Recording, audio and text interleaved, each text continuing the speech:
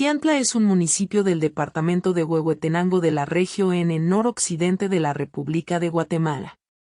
Durante la época colonial, fue primero una encomienda y luego la sede del convento y doctrina de Nuestra Señora de la Candelaria de Chiantla a cargo de los frailes mercedarios hasta 1754.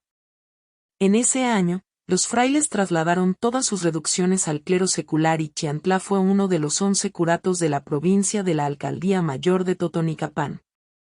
Después de la independencia de Centroamérica en 1821, Chiantla estuvo en el circuito número 9 Totonicapán para la administración de justicia por medio de juicio de jurado y en 1838 pasó al estado de Los Alto que los criollos liberales intentaron establecer en el occidente guatemalteco, y que fue recuperado por la fuerza para el estado de Guatemala por el general mestizo conservador Rafael Carrera en 1840. Chiantla es un pueblo de origen precolonial que tuvo nombre Talvin, que en su idioma mam significa agua que se bebe. Se cree que el pueblo de Chiantla estuvo situado primitivamente en la aldea El Pino, donde se encuentran vestigios de construcciones y una iglesia en ruinas. Los habitantes le conocen con el nombre de Chiantla Viejo. Esto sin la menor duda, fue en los primeros años de la colonia, porque a partir de 1586 ya se tiene datos de su asentamiento actual según Fray Alonso Ponce. Según la obra de cronista dominico Fray Antonio de Remesal. 1619. La población de Chiantla fue fundada alrededor del año 1540. Cuando los misioneros dominicos procedieron a congregar o reducir en pueblos a la población dispersa de la región de Huehuetenango, según Remesa, a un principio estuvo bajo el patrimonio de los padres dominicos, después de los padres de la Merced durante muchos años y por Real Cédula de 1754, fue secularizado, hacia el 1600. Misioneros mercenarios se hicieron cargo al igual que el resto de Huehuetenango, de la parroquia que era conocida con el nombre de Nuestra Señora de la Candelaria de Chiantlaí, a la cual pertenecían como pueblos de visita Huacatán, Chalchitán, Todos Santos y San Martín Chuchumatán. Durante la colonia fue pueblo de importancia, pues contaba con 4 iglesias, figurando como cabeza de 4 en el partido de Huehuetenango, en el índice alfabético de las ciudades, villas y pueblos del Reino de Guatemala. Alrededor del año 1540, el encomendero español, Juan de Espinar, que había participado en la conquista en Guatemala, junto con Pedro Alvarado y que tenía en encomienda el pueblo de Huehuetenango, descubrió las minas de plata y plomo de Chiantla, las cuales en los primeros años le reportaron ingresos superiores a los 8,000 pesos anuales. Esas minas fueron explotadas durante toda la época colonial y seguramente una de ellas es la que fue conocida con el nombre de Torlón a partir del año 1700. Se supone que de estas minas salió la mayor parte de la plata que se utilizó en Guatemala durante la época colonial y aún en la época de Rafael Carrera, pero su producción nunca tuvo las minas de Honduras. Desde tiempos remotos, Chiantla fue conocida por su milagro Virgen de la Candelaria, venerable imagen que recibe la vista de peregrinos centroamericanos, mexicanos y no se diga de guatemaltecos de todos los estratos sociales, principalmente en los días de sus ferias que son 2 al año, siendo la principal la que se celebra del 28 de enero al 2 de febrero y la del 4 al 8 de septiembre, en ambas hay magníficas transacciones especialmente de ganado vacuno y mular.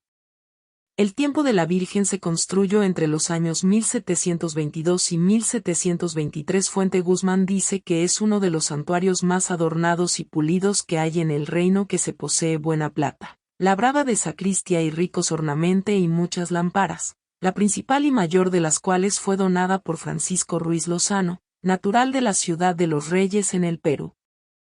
A mediados del siglo XVLL, fue de gran importancia la actividad ganadera, especialmente de ovejas en la zona de los Altos de Chiantla, de Chancol, la Capellanía y el Rosario, gracias a las condiciones favorables para la crianza de ovejas que prestaban los pastos de la pradera de montañas de esa zona. Entre las haciendas, destacaron las 3 mencionadas anteriormente que en 1725 fueron reunidas en una sola, llamada Hacienda de Moscoso, que a la muerte del propietario, el capitán Domingo Moscoso, en 1725, tenía más de 12,000 ovejas.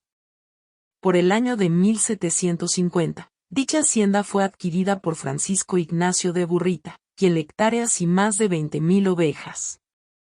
A finales del siglo XVLLL, el español Joaquín Montt y Prats se convirtió en propietario de la hacienda Moscoso, la cual gracias a unas remediciones, llegó a un máximo de 525 caballerías.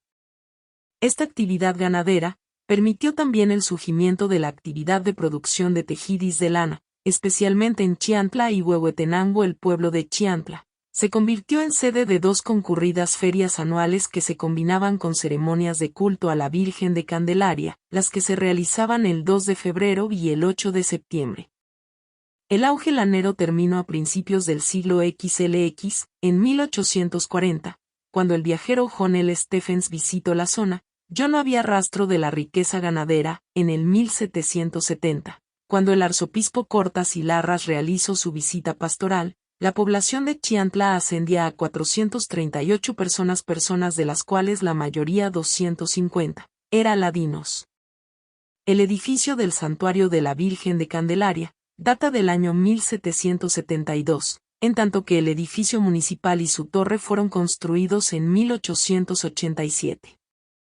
La religión cristiana fue la única que prevaleció desde el descubrimiento de América. Es por ello que el nacimiento y establecimiento de los pueblos son de su legítimo patrocinio, siendo en consecuencia las iglesias el alma creativa de los mismos. El gobierno colonial del Reino de Guatemala. Se establecieron estaciones de monta, para el cambio de cabalgadura para los correos de comunicación con las distintas provincias del reino, con un recorrido de Guatemala, Quiché, Chiantla, Soconusco y Chiapas. Este hermoso valle lo complementan los parajes de Chusca y Tachique, observándose extensos planes bañados por dos riachuelos y abundantes pasturas. Por eso era que aquí estaba establecida la estación de monta, pues no existían las anchas vegas que hoy se observan. Los caminos eran otros que no pasaban por el pino donde estaba el pueblo. Por esta razón a los españoles y mestizos no les parecía aquel lugar